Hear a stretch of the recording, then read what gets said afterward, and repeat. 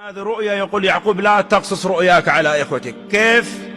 بمن يصور سناب شات ويصور الأكلات والطلعات والسفريات والأولاد والبنات، كل العالم وكل الناس يشوفون.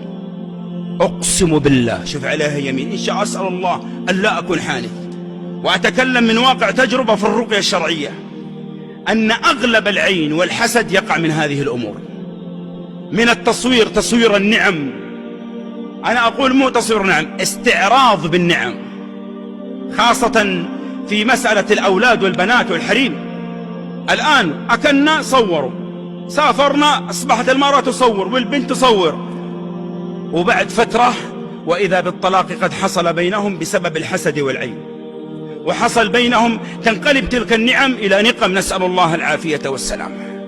يا إخوان، حفظ النعم ليس بهذا. وبعض الحريم تقول، أنا أقول من يصور هذه النعم أسأل الله أن يشفيه، أنا أقول أنه مريض.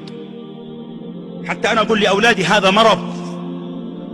ليش نقول للناس بالنعم اللي أعطانا الله جل وعلا؟ نحمد الله جل وعلا ونشكره.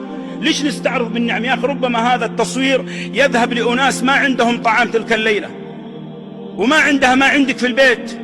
لا، بعض النساء ربما تقول لا، أبغى جماعتي وأهلي وأقاربي يشوفون حب زوجي لي. لا، مو شرط. بعد فترة وإذا به يطلقك بالثلاث. وعندي من القصص في هذه في مجال الرقية كثير جدا.